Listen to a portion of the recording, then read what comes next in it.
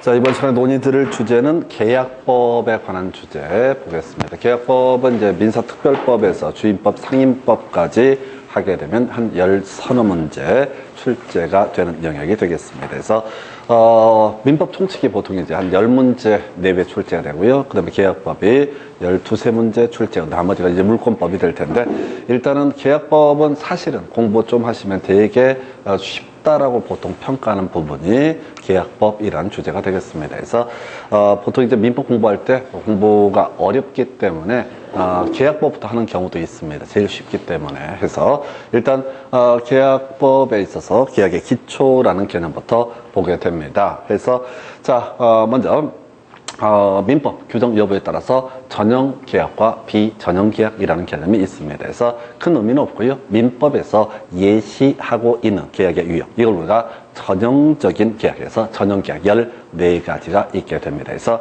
물론 주로 우리가 문제 삼을 것은 매매, 교환, 임대차, 이게 이제 중심적인 계약이 됩니다. 그래서 치고 주로 이제 얘기하는 게 요 3개 정도가 주로 다뤄지게 되는데, 자, 먼저 쌍무계약과 편무계약이라는 개념이 있게 돼요. 뒤에서 보시겠지만 계약은 청약이라고 하는 거, 그 다음에 승낙이라고 하는 두 개의 의사표시가 합치되게 되면 법적 효력이 발생하는 것을 계약이라고 정의를 하게 됩니다. 비교해서 우리 기억할 만한 게 민법 총칙 공부하실 때 그런 얘기를 했어요. 단독행위라고 해서 지금 이제 하나의 의사표시에 따라서 법적 효력이 발생하게 되는 것을 단독행위, 두 개의 의사표시 합치에 따라서 법적 효력이 발생하는 것을 계약이라고 부르게 됩니다. 그래서 단독행위는 상대방 있는 단독행위라고 해서 동철, 상추, 취해, 동의, 철회, 상계, 추인, 취소, 해제, 해지라고 하는 것, 이런 것을 상대방 있는 단독행위 해서 제한 능력자의 법률 행위라든가 또는 착오에 따른 의사표시, 사기, 강박에 따른 의사표시, 취소권자가 취소할래라는 의사표시하면 그대로 법적 효력이 발생하게 되는 것을 소위 이름하여 소위 이제 상대방 있는 단독행위. 그 다음에 이제 우리 중간중간에 설명드렸던 게 물권의 포기라고 하는 것은 상대방 없는 단독행위. 그래서 자신의 공유 지분권을 포기하고자 할 때는 지분 이전 등기까지 이루어져야 된다. 이런 식의 논리 구조를 삼았던 바가 있습니다. 해서 그렇게 하나 보셨고요. 해서 자, 계약이라고 하는 거, 양 당사자에게 의무가 발생하게 되는 것을 쌍무계약이라는 용어를 쓰게 됩니다. 그래서 이런 논리 구조죠. 갑이 X 부동산의 소유자, 자, 을에게 내 부동산을 1억에 사라 라는 청약을 합니다. 을이 1억에 살게 라고 의사의 합치가 있게 되면, 승낙이기 되면 매매 계약이 성립하게 됩니다. 그럼 매매 계약에 있어서 매도인은 매수인에게 소유권 이전 등기 넘겨줄 의무를 지게 될 것이고, 이에 등해서 매수인은 매도인에게 대금 지급 의무를 지게 되는 것을 매매 계약, 그래서 매도인, 매수인 모두에게 일정한 채무가 발생한다라고 해서 이걸 쌍무 계약이라 부르고요. 교환 계약이라고 하는 것은 자, 금전 외 재산권 간의 상호 교환을 청약하고 승낙하게 되면 성립하는 것. 그래서 갑소유의 X 토지와 을소유의 Y 건물이라고 하는 것을 교환하기로 계약을 체결한다. 그러면 이제 갑은 X 토지를 을에게 넘겨줄 의무를 지게 될 테고, 을은 갑에게 Y 토지에 대한 소유권 이전기를 해줄 의무를 지는 계약, 이걸 우리가 교환 계약이라고 부르게 됩니다. 한편 임대차 계약이라고 하는 거, 자, 갑이 임대인이고 을이 임차인이다 라고 했을 때 갑은 을에게 이 X 토지를 사용 수익하게 인도해줄 의무를 지게 될 거고, 임차인 을은 갑에 대해서 차임, 임대료를 우리 민법에서는 차임이라는 표현을 쓰는데 차임을 지급할 의무가 발생하게 되는 거, 이것을 가리켜서 바로 임대차라고 부릅니다. 그래서 우리 계약법에서 논의하는 대부분은 항상 매매, 교환, 임대차, 이게 우리 시험 범주예요. 다만 나중에 좀 환매, 재매매 이런 표현 나오게 되는데, 이것도 다 뭐가 된다? 바로 매매 일종으로 보게 됩니다. 한편 편무계약의 대표값으로서 증여계약이라고 하는 게 있습니다. 그래서 갑이 내 부동산을 너한테 넘겨줄게 라고 했을 때, 자, 을이 좋아 라고 하면 이게 증여계약이 성립하게 되는 것이고, 이때 갑은 을에게 소유권 이전 등기 의무를 지게 되고, 을은 따로 이 의무가 발생하지 않는다. 이걸 우리가 편무계약이라고 부르게 됩니다. 그래서 자, 결국 이제 매매교환 임대차는 쌍무계약이다 해서 이렇게 가게 될 것이고요. 그래서 나중에 이제 이게 쌍무계약이냐 편무계약이냐에 따라서 발생하는 문제, 쌍무계약에서만 소위 소위 동시 이행의 항변권 또는 이제 위험 부담의 법리라고 하는 거. 이거 제목만 보고 넘어가시면 돼. 나중에 따로이 동시 이행의 항변권, 위험 부담은 따로이 공부할 주제가 되게 됩니다. 그래서 이런 게 있겠고요. 그 다음에 유상계약과 무상계약이라고 하는 거. 자, 유상계약이라고 하는 거. 자, 대가적 채무를 부담하게 되는 거. 자, 해서 소유권 이전해 줄 때 매수인이 대금 지급 의무를 지게 된다든가, 어떤 사람이 자, 재산권 이전해 줬을 때 상대방도 재산권을 이전할 의무가 발생하는 게 교환계약. 그 다음에 이제 사용 수익해 준 데 대해서 차임을 지급할 의무가 발생하는 임대차, 요것도 유상계약. 그러니까 지금 이제 볼 때 매매 교환 임대차는 쌍무계약이고 매매 교환 임대차는 뭐가 된다? 유상계약이다. 그래서 나중에 이제 좀 이제 어렵게 나올 때 쌍유라고 외우셔야 돼요. 쌍유라고 해서 쌍무계약은 어떻다? 유상계약이다. 이렇게 기계적으로 요즘은 거의 내지 않는 패턴인데 쌍무계약이 종류가 되게 많거든요. 그런데 자, 잡다한 얘기 빼버리고 쌍무계약은 어떻다? 유상계약이다. 해서 그 트럼프 대통령 이런 사람들 영어 쓰잖아. 그래서 생유 해서 쌍무계약은 어떻다? 유상계약이다. 해서 이렇게 단순하게 가실 주제.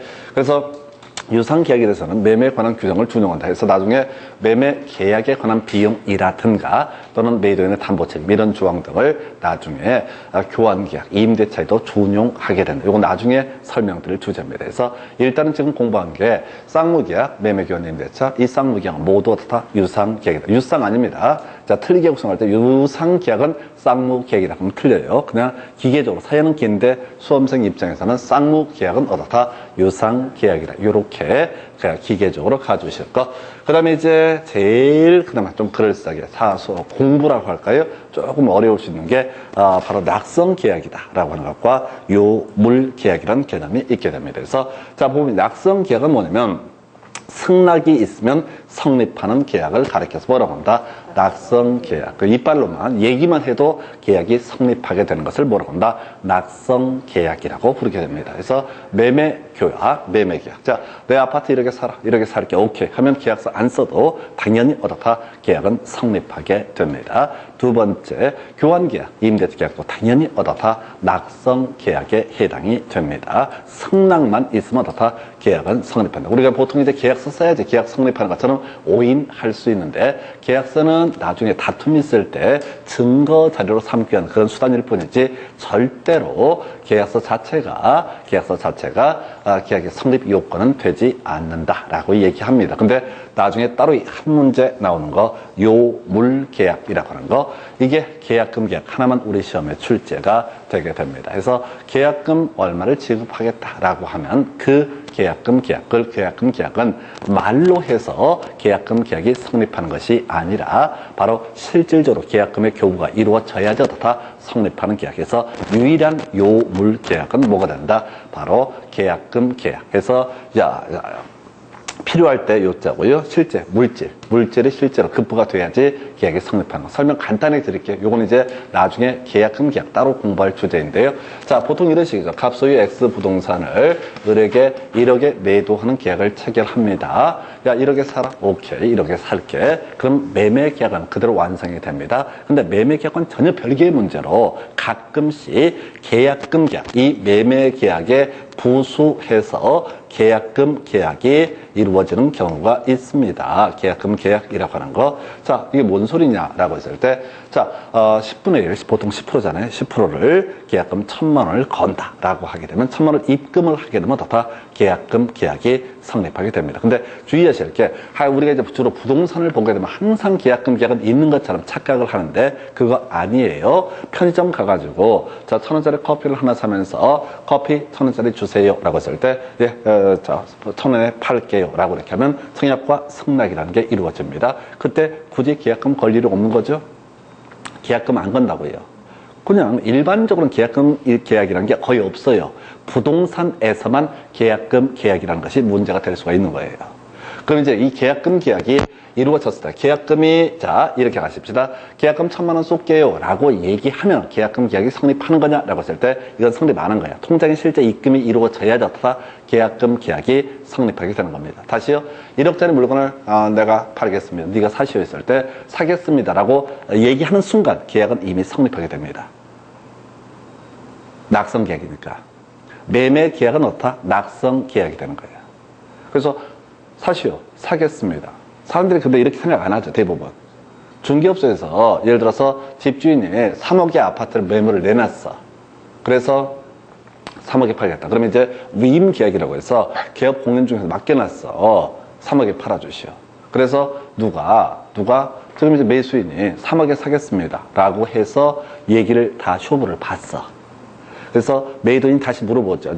중개 개업 공연 중에서 매도인 다시 전화합니다. 3억에 사겠다는 업자가 나왔는데 팔 겁니까? 라고 확인을 해야 돼.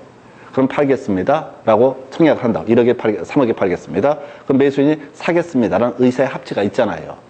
그럼 일단 이제 계약이 성립한 거야. 근데 아무도 계약이 성립했다는 사실을 아무도 몰라. 매도인도 매수인도 개공도 아무도 몰라. 아직 계약이 성립 안 했다고 생각해.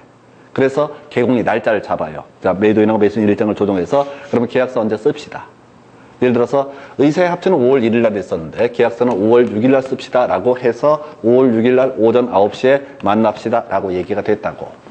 근데 5월 6일 날 오전 9시 되기 전에 5월 5일 날 매도인이 마음을 바꿔.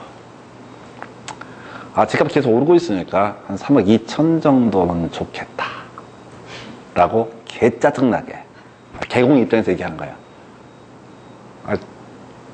매수인이 안 살 수 있잖아. 그러면 중개보수 받아갖고 뭐 사먹을 것 같으면 떡볶이를 사먹고 순대 계획 다 세우고 있는데 허를 찌르고 꼭 헛소리를 해. 3억 2천 올려달라 이렇게. 그러면 이제 개업공인중개사가 매수인한테 다시 전화를 해. 매도인 지금 집값이 계속 뛰고 있으니까 한 2천만 더 올려달라라고 이렇게 얘기를 한다. 그러면 이제 사실은 매수인, 법적으로만 따지면은 매수인 입장에서는 이미 3억의 계약이 성립한 거예요. 계약서를 쓰고 말고는 그 다음 문제고, 그걸 입증을 해 보이느냐 마냐, 이걸 이제 그게 문제가 되긴 하는데 이미 계약은 성립을 한 거야. 계약이 성립이 됐으면은 매도인이 만약에 계약이 성립이 된 상태에서 계약이 성립이 되면 매도인은 어떻다? 소유권 이전기를 넘겨줄 의무를 지게 되고 매수인은 어떻다? 대금 지급 의무가 이미 발생을 해버린 거야. 근데 굳이 3억 2천으로 올려달라. 다 개소리입니다. 이 사람은 3억에 넘길 의무가 있어요. 이미 의무가 발생했다고. 근데 다들 모르니까. 그리고 이제 법대로 얘기하면 만약에 자 보십시다. 그럼 매도인이 안 팔겠다. 이미 팔았는데 안 팔겠다고 얘기를 할 수가 있다고. 그러면 매수인은 뭘 해야 되냐면 소송을 제기를 해야 돼. 매도인께서 3억에 매도했다. 그래서 내가 의사의 합치에 따라서 사겠다고 의사 표시했다. 이미 매매 계약이 성립했다? 뭔 개소리냐. 그래서 왜 소유권 안 넘기냐. 소유권 이전 등기 청구 소송을 제기를 해야 돼. 다만 그게 한 1, 2년 걸려. 그리고 뭐 변호사든 법무사든 비용 들어가니까 그게 귀찮아서 안 할 뿐이지 법적으로는 이미 어떻다고요? 매매 계약은 성립이 된 겁니다. 그러다 치고 계약서를 쓰는 날 이제 계약금 3천만 원을 걸었다. 3억으로 치고 3천만 원 건다고 얘기를 한 상태입니다. 그리고 지금 입금이 안 되네요. 인터넷 뱅킹이 양이 한도가 있어서 그러면 은행 가서 3천만 원 매도인 통장에 쏠게요 라고 얘기를 했어요. 그러면 계약금 계약 성립했습니까? 이건 성립 안 한 거예요. 계약금 계약은 요물계약이라고 해서 계약금이 실제로 교부가 돼야지 어떻다? 성립을 하게 된다.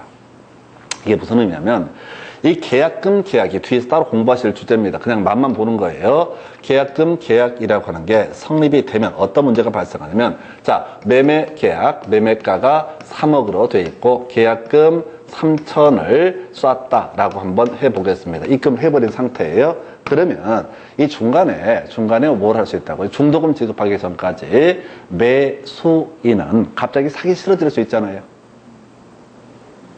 집값이 갑자기 폭락을 하기 시작했어.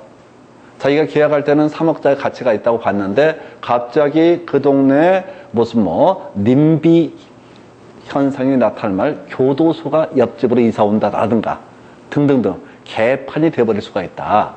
그러면 3천을 버리더라도 안 사는 게 나을 수 있다고. 계약 체결하고 바로 그 다음날 이렇게 하지 않잖아요. 2달, 3달 사이에 갑자기 그 주택 바로 옆에 장사시설, 화장시설. 그 아침에 눈 뜨면 항상 어떻게, 아우슈비츠 수용소라고 그러나요? 시체 타는 거 이렇게 보면서 아침에 출근을 해야 되는 그런 상황이야. 그럼 이 주택 가격이 현저히 떨어져 버린다고. 그러면 2억 7천원을 더 추가해서 살 게 아니라 아예 3천을 포기하는 것도 하나의 방법이라고. 뭔 얘기냐면 계약금 계약이 성립하면 나중에 공부할 주제인데요. 해약금에 따른 해제라는 게 가능합니다. 매수인의 입장에서는 이 계약금 3천을 포기하고 아예 어떻게 할 수 있다? 아예 계약 자체를 해제할 수 있다. 그 손해배상 책임도 지지 않습니다. 3천만 포기하면 됩니다. 한편 거꾸로 매도인 입장에서는 계약금 계약이 성립했다는 전제하에서 갑자기 이 근처에 뭐 역사가 들어서기로 하고 대형 마트가 입점이 확장되고 두세 달 사이에 난리가 난 거야. 그럼 집값이 폭등을 하게 되겠죠. 그럼 어떻게 돼? 6천만 원 주고 아예 어떻다? 계약을 해제할 수 있습니다.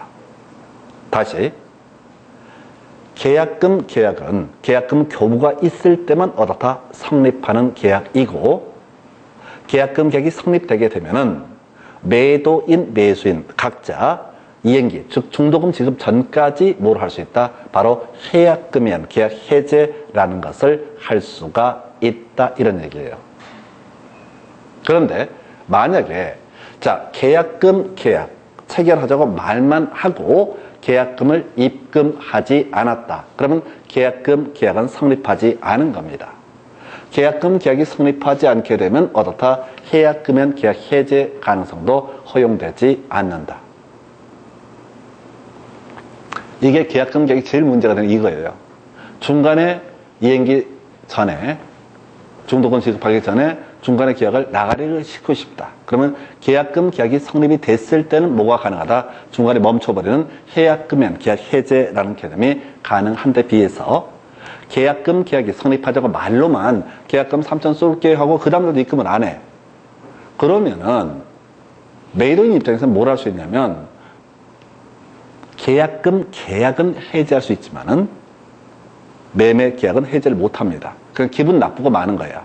그럼 계약금 계약을 해제하면 어떤 문제가 발생하냐면 내가 마음의 상처를 받아서 50만 원의 손해가 발생했다. 손해배상 청구 소송을 제기할 수는 있지만은 현실적으로 입증도 어렵고 등등해서 아무런 의미가 없어요.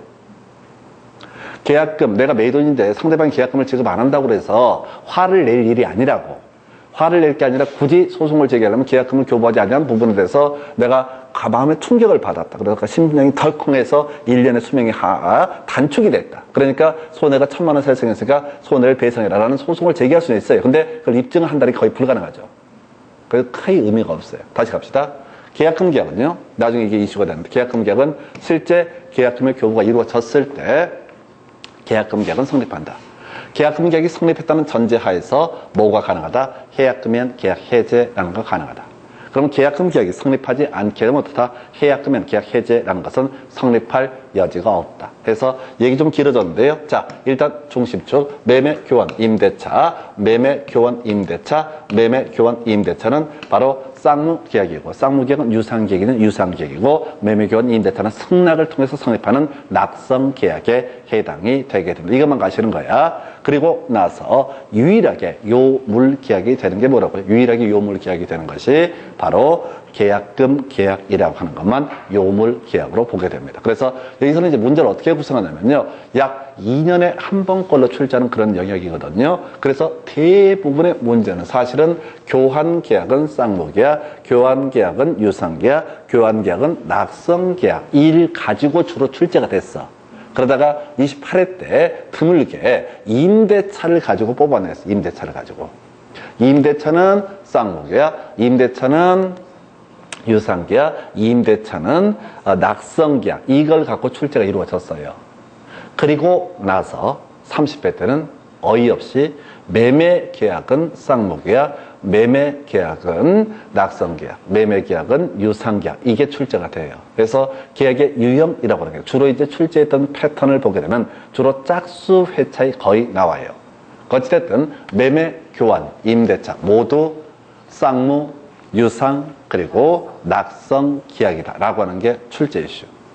그리고 조금 더 살을 붙여볼까요? 급부의 실현의 계속 여부라고 해서 계속적 계약과 일시적 계약으로 구분하게 됩니다. 그래서 자 계속, 요거는 이제 우리 앞에서 유효인 법률행위를 얘기할 때 공부했던 주제예요. 자, 갑하고요, 을하고요, X 부동산에 대한 매매 계약이 성립이 됐습니다. 그럼 갑은 을에게 소유권 이전 등기를 넘겨주면 되고, 을은 갑에게 대금을 지급하면 된다라고 되어 있었죠? 예, 한 번 등기 넘겨주고, 한 번 대금을 전액 지급하게 되면 더 이상 이 두 사람 만날 일이 없죠? 굳이 만날 이유, 아니, 만나지 말란 얘기가 아니라 굳이 법률 관계 때문에 꾸준히 만나야 되거나 할 필요가 없다고요. 이런 걸 뭐라 부른다? 일시적 계약. 만약 갑 소유의 X 토지와 을 소유의 Y 건물을 교환하는 계약을 체결을 했다. 그래서 얘는 X 토지의 등기를 을에게 넘겨주고, 을은 갑에게 Y 토지의 등기를 넘겨주게 된다라고 이렇게 하게 되면, 한 번 등기 넘겨주면 더 이상 마주칠 일 없죠? 이걸 뭐라고 그런다? 일시적 계약.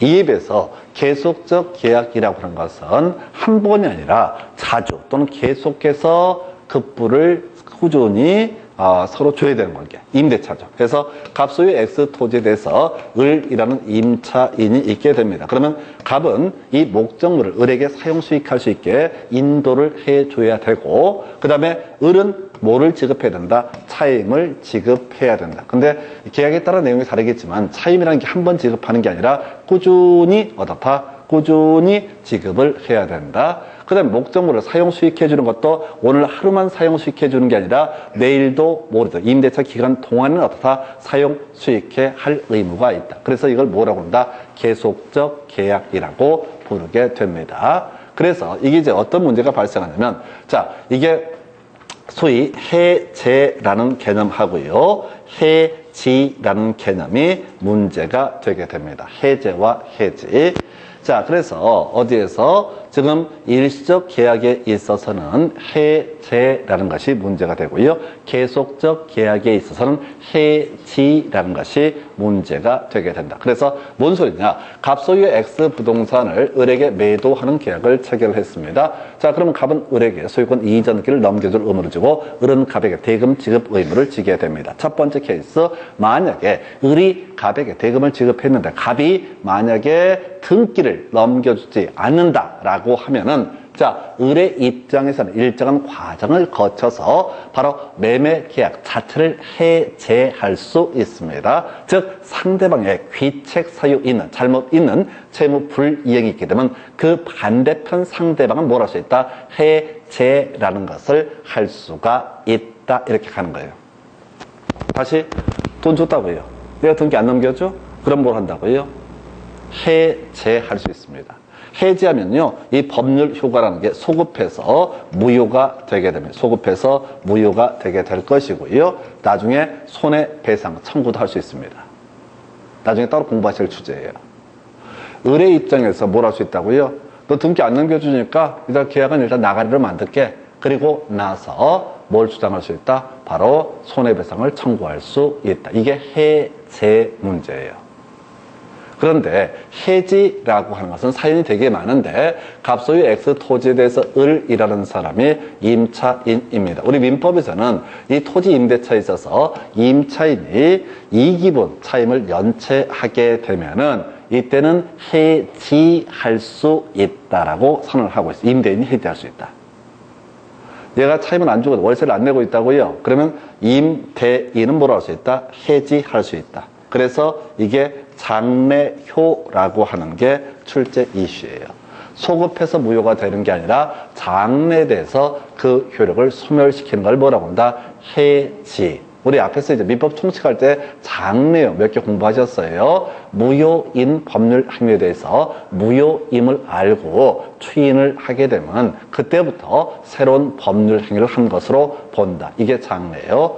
기한부 법률 행위에서 기한이 도래하게 되면 그때부터 장래돼서 효력이 발생한다 해서 너 이번 시험에 합격하면 내가 자동차를 한 대 사줄게 라고 하는 거. 자, 다시 12월 31일 되면 자동차를 한 대 사줄게. 이게 시기부 법률행위, 기한부 법률행위 일종입니다. 해서 12월 31일 되게 되면 법적 효력이 발생하면 증여계약이에요. 그러면 12월 31일 되면 그때부터 장래돼서 자동차를 지급할 법적 의무가 발생한다. 이렇게 가는 거예요. 이게 바로 기한부 법률에서 기한의 도래. 그 다음에 이제 좀 어려웠던 건데 소유권 이전 등기 청권 보존을 위한 가등기를 한 사안에서 나중에 본등기라는 게 이루어지면 실제 본등기 했을 때부터 소유권 취득을 하게 된다. 그게 장래요고 마지막 해지라고 하는 것도 다 장래요. 나머지는 다 뭐가 됩니까? 소급표가 되는 거예요. 그래서 뭔 얘기하고 있냐면 자, 어떤 계약이 일시적 계약인데 매매 계약을 상정합니다. 일반 당사자의 귀책 사유, 잘못 있는 채무 불이행이 있게 되면 그 사안대편 상대방은 여기에 대해서 뭘 주장할 수 있다? 바로 채무 불이행을 원인으로 계약 해제라는 것을 할 수 있다. 임대차, 정상적인 임대차에서 임차인이 임대인에 대해서 이익이분 차임을 연체하게 되면은 이때 임대인은 임차인에 대해서 뭘 주장할 수 있다? 해지라는 것을 주장할 수 있다. 이건 이제 기존에 받았던 차임 등은 다 임대인 것이 되고 되는 것이고요. 그 다음에 기존에 안 냈던 차임은 부당이득 반환 청구라고 해서 이런 방식으로 차임을 나중에 소송을 통해서 따로이 받아내는 건 별개의 문제로 임대차 효력 자체는 언제부터 해제 의사표시가 도달했을 때부터 효력이 발생되게 된다. 이렇게 해석을 하게 됩니다. 그래서 이게 일시적 계약과 계속적 계약. 그래서 매매 교환은 일시적 계약이고요. 그 다음에 임대차는 계속적 계약이다. 그리고 제일 어려운 게 예약과 본계약이라고 해서 여기서 예약에 있어서 이건 조금 이제 말이 좀 어려운데요. 소위 채권 계약이라고 하는 게 이슈가 되게 됩니다. 그래서 우리가 이제 채권 계약이라고 하는 거 하고 이제 물권 계약이라고 하는 개념이 있을 수가 있는데 일단은 채권 계약 이게 되게 특이한 거예요. 자, 이런 사람입니다. 갑소유의 X 토지에 대해서 을이라는 사람이 지금 임대차 계약을 통해서 임차인의 지위를 취득을 하게 됩니다. 그런데 여기다가 임대차 계약을 체결하면서 특약을 넣습니다. 자, 혹시 임대차 기간 중에 이게 지금 갑이라는 사람이 이 문제의 토지의 소유권을 제3자에게 매각을 하고자 한다라고 전제가 됐을 때 이거부터 가볼까요? 임대차라고 하는 임차권은요 원칙적으로 채권입니다. 우리가 물권은 소유권, 지상권, 전세권, 요치권, 저당권 등을 뭐라 부른다? 물권이라 불렀었고요. 임차권은 뭐라고요? 채권에 해당된다. 물권은 세상의 모든 사람에게 주장할 수 있다. 그래서 파생되는 주제가 물권적 청권이라는 개념이 도출이 되게 되는 것이고요. 채권은 특정인에 대해서만 주장할 수 있는 권리를 채권이라 부릅니다. 그래서 갑과 을 사이에 갑소유의 X 토지를 담보로 이 목적으로 해서 임대차 계약이 체결되면 임차인 을은 누구에 대해서만 갑에 대해서만 임차권을 주장할 수 있습니다. 그런데 만약에 갑이 이 문제 소유권 자체를 병에게 양도해 버리게 되면 원칙적으로 을이라는 사람 누구한테 병에 대해서 임차권을 주장할 수 없습니다. 이건 채권이니까 특정인 사이에서만 필요한 권리. 그래서 만약에 주택이라고 한번 해볼까요? 갑소유 주택에 세입자 을이 세입자로 임차인으로 들어가게 됩니다. 그래서 집주인 바뀌게 되면 어떻다? 임차인은 쫓겨나야 됩니다. 기존 집주인한테는 임차권을 주장할 수 있지만은 새로 바뀐 집주인한테는 어떻다? 임차권을 주장할 수 없습니다. 그래서 이제 문제가 되니까 주택임대차 보호법이라고 하는 것을 동원을 해서 주민등록만 갖추게 되면은 이때 소위 대항력이 발생한다. 그래서 주민등록을 갖춘 임차인은 계속해서 바뀐 집주인한테 뭘 주장할 수 있다? 임차권을 주장할 수 있다. 근데 뭐 내가 예를 들어서 집을 한 채 샀다 하십시다. 세입자가 있어요. 자, 뛰어보니까 어머 주민등록을 안 해놨네? 이럴 수도 있잖아요. 어떤 이유가 있어서 주민등록을 안 해놓은 경우가 있을 수 있잖아요. 내가 새로운 집주인이 되게 되면 주민등록 안 한 세입자한테 꺼지라고 얘기할 권리가 있다 없다? 당연히 권리가 있는 거예요. 다시 임차권은 계약 당사자 사이에서만 어떻다 주장할 수 있는 권리가 됩니다. 제3자에 대해서는 어떻다 임차권은 주장할 수 없는 채권에 불과하게 됩니다. 그래서 만약에 갑과 을 사이에 X 토지에 대해서 임대차 계약을 체결한 사안이었었고, 그래서 임대차 계약이 체결이 됐습니다. 그럼 이제 을은 갑에 대해서 임차권을 주장을 할 수가 있게 될 것이고, 자, 근데 토지 소유자가 바뀌게 되면 바뀐 소유자들은 원칙적으로 어떻다? 임차권을 주장할 수 없습니다. 물론 이때 임차권 등기라고 하는 것을 하게 되면은 물론 토지 소유자가 안 해주겠지만 혹시 임차권 등기를 하게 되면 소유자가 바뀌더라도 소위 대항력이라고 하는 것이 있어서 계속해서 토지를 이용할 권리가 있겠지만은 임차권 등기를 안 해주겠다. 등기부 지저분해는 싫다 이거야. 그냥 내 땅 빌리겠다는 줄 서 있는데 굳이 임차권 등기하겠다면 넌 사양한다라고 얘기해버린다고요. 그래서 이 을이라는 사람이 이런 이제 법적인 내용을 알면서 얘기를 하는 거예요. 그러면은 임대차 계약, 임대차, 10년으로 존속 계약을 정하면서 여기다 내가 공장 건물도 짓고 등등등 할 건데, 자, 혹시 집주인 바꿨다, 토지 소유자 바뀌어버리면 나는 임차권 주장 못하는 문제가 발생한다. 주택 같으면 전입신고를 하면 되지만 주택이 아닌 공장 같은 건 아무 대상이 안 되거든요. 그래서 얘가 얘기를 합니다. 혹시 임대차 기간 존속 중에 당신이 이 부동산을 제3자에게 매각을 하고자 한다라고 하면 나에게 우선 매수권을 달라. 우선 매수권은 먼저 한번 물어봐 달라. 법적인 권리예요. 우선 매수권이라는 것은 똑같은 금액이면 어떻다? 얘가 먼저 살 수 있는 권리가 우선 매수권이라고요. 그래서 이 우선 매수권이 인정해 달라는 특약을 넣게 됩니다. 우선 매수권이라는 걸 특약을 넣게 돼요. 자, 이 상태 우선 매수권을 가지고 있는 것, 이걸 뭐라고 한다? 예약이라고 부르게 됩니다. 임대차 계약을 체결할 때 우선 매수권을 부여한다고요. 혹시 팔게 되면 나에게 우선 팔아달라라고 하는 권리. 둘이 약정을 한 거야. 그럼 계약을 통해서 좋아. 혹시 이 토지를 팔게 되면 누구한테? 당신에게 먼저 우선 매수권을 부여하겠다라고 이렇게 얘기가 된 거예요. 그러면은 이때 자, 이게 소위 장래 일정한 계약의 체결을 약정하는 계약이라고 되어 있죠. 그러니까 장래 팔기만 한다면 무조건 누구한테? 임차인에게 우선 팔겠다라고 하는 게 이걸 이름하여 뭐라 한다? 예약이라고 부르게 됩니다. 약정이 없으면 상관이 없는 거예요? 아무 상관없는 거죠. 그 예약이라는 게 꼭 있어야 되는 게 아니라 이건 이제 그 모텔 예약, 호텔 예약 이거는 아무 상관없이 앞으로 이러이러한 계약을 체결하자는 계약, 이걸 뭐라고 한다? 예약이라고 부르는 거예요. 우선 매수권이라고 하는 건 이런 얘기라고요.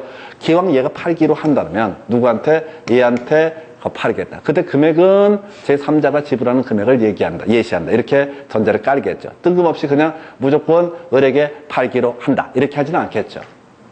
갑이 물건을 매물 내는데 혹시 누가 이 금액을 얼마에 사겠다라는 애가 등장하게 되면 그 사람한테 먼저 계약 의사의 합치가 있는 게 아니라 먼저 어떻게 하겠다? 을에게 우선 살 수 있는 기회를 부여하겠다라고 하는 거, 이게 바로 예약이라는 개념. 다시 예약 정의를 장래 일정한 계약을 체결할 것을 약정하는 계약을 가리켜서 이걸 가리켜서 뭐라고 한다? 예약이라고 부릅니다. 그럼 이제 자, 갑소유 X 토지에 대해서 을이라는 임차인이 있고 우선 매수권을 자, 이 사람은 가지고 있는 상태에서 임대차를 유지를 하고 있습니다. 근데 한 몇 년쯤 지나서 임대차 기간 이 예약의 범주 안에서 이 물건을 병이 만약에 5개 사겠다라는 청약을 하게 됩니다. 병이 갑한테 야, 그 땅 5개 살게라고 청약을 합니다. 물건 팔까 말까 고민한다는 얘기를 듣고 매도 청약을 합니다. 그래서 갑이 5개면 괜찮을 것 같아. 이제 팔 의사가 생긴 거야. 이런저런 이유 때문에 그때 무조건 누구한테 얘기해야 돼? 을한테 먼저 얘기를 해야 됩니다. 야, 5개 팔라고 제안이 들었는데 내가 이제 그 돈은 팔 생각이 없었는데 여차저차 내가 팔아야겠다. 5억 정도는 팔 생각이 있다라고 얘기를 합니다. 그래 물어보겠지. 자, 너한테 우선 매수권 있는데 살 거야 말 거야? 라고 물어보면 자, 콜이라고 임차인이 얘기하게 되면 어떻다? 이때는 매매 계약이 체결된 겁니다. 이게 본계약이라는 개념이에요. 그래서 무조건 예약과 본계약이라는 게 항상 있는 게 아니에요. 어쩌다가 아주 드문 케이스야. 그래서 이 예약이라고 하는 것은 가장 중요한 키워드는 뭐라고요? 채권계약이라고 하는 게 키워드가 되는 거예요. 채권계약은 뭐예요? 두 사람 사이에서만 주장할 수 있는 권리. 채권이라는 개념이 뭐라고요? 두 사람 사이, 계약의 당사자 사이에서만 주장할 수 있는 거. 근데 봅시다. 이렇게 우선 매수 청권을 부여한 상태예요. 그래놓고 갑이 뜬금없이 병한테 5억에 팔아버렸다. 을한테 물어보지도 않고. 그럼 두 사람 사이의 계약은 그대로 다 유효한 것이죠. 이게 민법 103조에 관한 이중매매 적극가등도 아니고 당연히 병원 소유권을 취득합니다. 그러면 얘는 임차인은 얘한테 뭐라고 주장할 권리 게 아무것도 없어요. 대신 채권 계약, 세무 이행하지 않았죠? 우선 매수권 부여하기로 해놓고 안 물어봤잖아. 그 부분에 대해서 손해배상을 청구하는 소송을 제기하는 건 별개의 문제로 최소한 누구한테? 병한테 어떤 얘기도 할 수가 없다. 뭐 설명을 이렇게 길게 드렸는데 실제 시험 문제를 구성할 때는 꼭 이런 식이야. 바로 예약은 물권 계약이다. 땡 해서 예약은 못하 채권 계약이다 해서 요거 하나 이 정도로 정리합니다. 그래서 이게 계약의 분류라는 개념이 되게 되면 계약의 분류라는 개념. 그래서 자, 요게 약 2년에 한 문제 구성되는 그런 영역이에요. 그래서 주로 대부분은 쌍무계약, 유상계약, 낙성계약, 매매교환 임대차는 자, 쌍무계약이고 유상계약이고 낙성계약에 해당이 되게 된다. 그리고 제일 나중에 따로 공부하시고 힘들어 하시는 부분이 뭐냐면 바로 요물계약, 계약금 계약. 요거는 따로 이 한 문제가 출제가 되는 부분인데 우리 미리 오늘 기억하실 건 딱 한 가지야. 계약금 계약은 실제 계약금을 드리겠습니다라고 이빨을 턴다고 해서 그 계약금 계약이 성립하는 것이 아니라 실질적으로 계약금의 교부가 이루어져야졌다. 계약금 계약은 성립하고 계약금 계약이 성립이 됐다는 전제가 있을 때만 뭐가 가능하다? 해약금이 계약 해제라는 개념이 가능하다. 그래서 나중에 자, 문제 중에 29회 때 나왔던 문제 그런 게 있었어요. 계약금 계약이라고 하는 거. 계약금 계약이 성립하지 않는 경우가 있습니다. 어떤 경우냐면 계약금을 지급하기로 하고 계약금을 아예 안 넣은 경우, 또는 계약금 1,000만 원 넣게 되는데 계약금 500만 넣은 경우, 이때가 문제가 돼. 그러면 계약금 계약 성립했어요, 안 했어요? 안 한 거야. 계약금 전부가 지급이 돼야지 어떻다? 계약금 계약은 성립한 거예요. 다시 이게 되게 까다로운 문제였어요. 자, 지금 갑과 을 사이에 X 부동산에 대해서 1억에 자, 매매 계약이 체결되면서 종된 계약으로서 계약금 계약 1,000만 원 쏘기로 약정이 됐습니다. 그런데 어떤 이유가 있어서 을이라는 사람이 500만 계약금을 쏜 거예요. 통장에 잔고가 부족해서 500만 입금을 했습니다. 그러면 계약금 계약이 성립했습니까? 안 했습니까? 했을 때 만약에 이걸 성립한 것으로 보게 되면은 매도인은 500만원에 2배, 1,000만 원 이행기 전에 중도금 지급하기 전에 1,000만 원 지급하고 아예 매매 계약을 해제할 수 있다라고 할 것이고, 만약에 계약금 계약이 성립하지 않았으면 최소한 해약금은 계약 해제라고는 다 주장할 수 없다라는 얘기예요. 이게 어떤 경우냐면, 자, 가봅시다. 주택가격이 급등할 때 문제가 많이 돼요. 주택가격이 급등할 때, 자, 작년 뭐 재작년 서울의 집값이 막 급등을 합니다. 하루에 뭐 1,000만 원, 2,000만 원 오르고 뭐 이렇다고 그래요. 그래서 갑소유 X 주택을 을과 매매하는 계약을 체결을 하게 됩니다. 그래서 얘기를 할 때 계약금 5,000만 원 쏠게요 라고 얘기를 했어요. 근데 어떻게 하다 보니까 통장에 딴 돈이 먼저 빠져나가다 보니까 4,500밖에 없어. 그래서 얘가 4,500에 원래는 얼마를 줘야 되는데 5,000을 내야 되는데 4,500만 입금을 한 상태예요. 그러면 이 매도인도 매수인도 법을 잘 모르니까 당연히 매매 계약은 성립했다고 생각하는 거야. 그리고 계약금 계약도 당연히 성립했다고 생각하는 거야. 그러면 이제 매도인 입장에서 그 다음날 며칠 있다 보니까 500 안 넣은 것도 거슬리고, 근데 더 놀라운 건 집값이 막 팍팍 뛰고 있는 상태야. 5억인 줄 알았는데 갑자기 이제 일주일 전에 거의 5억 5천 올라가고 있어. 그럼 팔면 돼야 안 돼? 아깝잖아. 안 팔아야지. 그럼 어떻게 해야 돼? 이행기 전까지 계약금의 배액을 상환하고 어떻다? 계약 자체를 해제할 수 있다. 그래서 4,500 들어온 그 금액을 9,000만 원을 쏘고 자기는 해약금면 계약 해제를 하겠다고 통지를 합니다. 그러나 이것은 안 돼요. 왜? 계약금 계약이 성립하지 않았기 때문에. 계약금 계약이 성립해야지 배액 상환이라고는 해약금면 계약 해제가 가능하다고요. 계약금 계약이 성립하지 않게 되면 해약금면 계약 해제는 성립할 여지가 없다고요. 실제 있었던 사건이라고. 그래서 누가 4,500만 받은 사안에서 자, 집값이 급등하니까 받았던 돈 2배 좀 내면 된다며. 그래서 9,000을 통장에 다시 쏴버려. 그리고 나서 자, 나 집값 많이 뛰고 있으니까 이 금액은 못 팔겠다라고 나온다고요. 애초에 매매 5억이 했다가. 근데 한 달 사이 지난 사이에 이게 2억 가까이 오르는 게 보인다고. 그럼 빨리 나가래 시켜버려야 되지. 나가래 못 시켜요. 애초에 계약금 계약이 성립하지 않았기 때문에. 계약금 계약이 성립해야지 무슨 문제가 발생한다고요?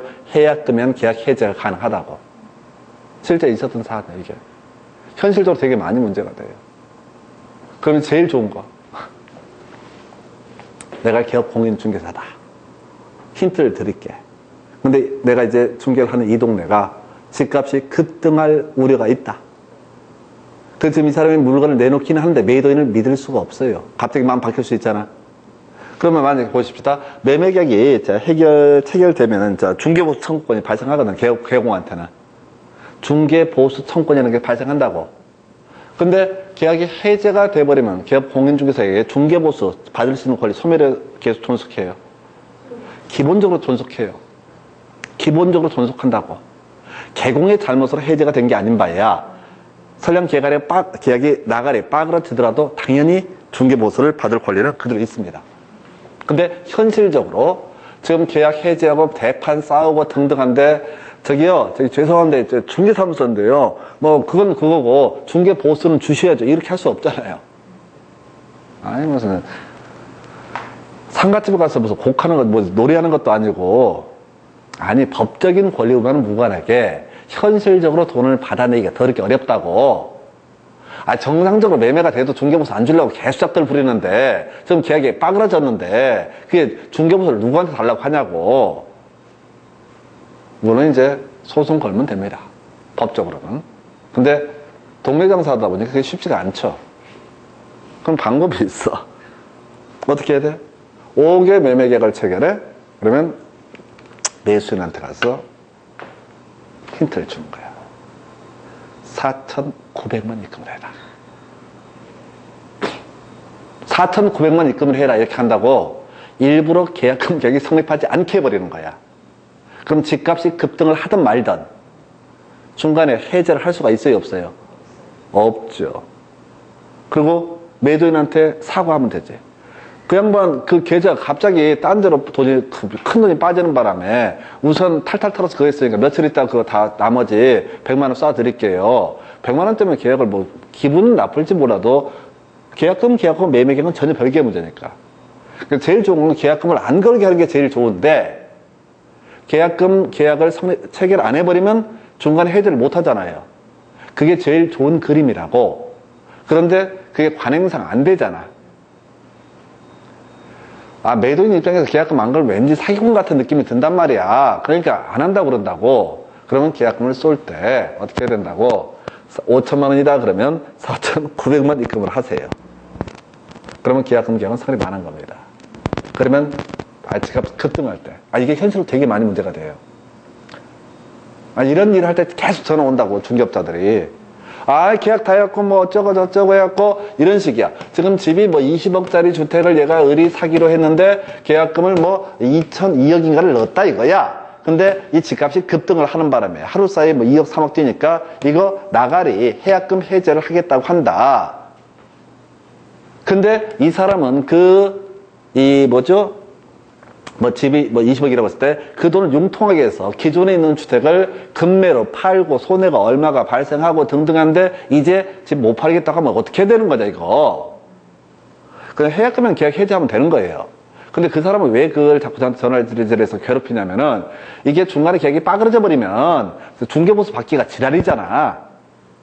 지금 막 대출 받고 급하게 융통해서 겨우 계약금 맞추고 등등 한 사람한테 계약이 나가리가 된 건 나가리가 된 거고 일단은 중개보수는 주셔야 돼요.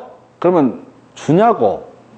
그러니까 어떻게든 계약을 유지를 시키려고 그러는 거야. 그래서 아예 집값 급등하는 지역에서 기업 공인중개사의 책무 매도인 매수인하고 계약금 얼마 지급하기로 합니다까지 하고 통장을 입금한다고 보통 얘기를 한다고. 그러면 입금할 때 한 10원쯤 빼고 주는 것이 제일 좋다. 그렇게. 또는 정 찜찜하면은, 개업 공인중개사 100만 원 더 넣어드리겠다, 나중에. 중개보수에서 그걸 정산해드리겠다. 혹시 이렇게 개뻥치면 되잖아. 제일 핵심 뭐라고요? 계약금 계약이 성립하지 않아야지 해약금 해제를 할 수가 없다.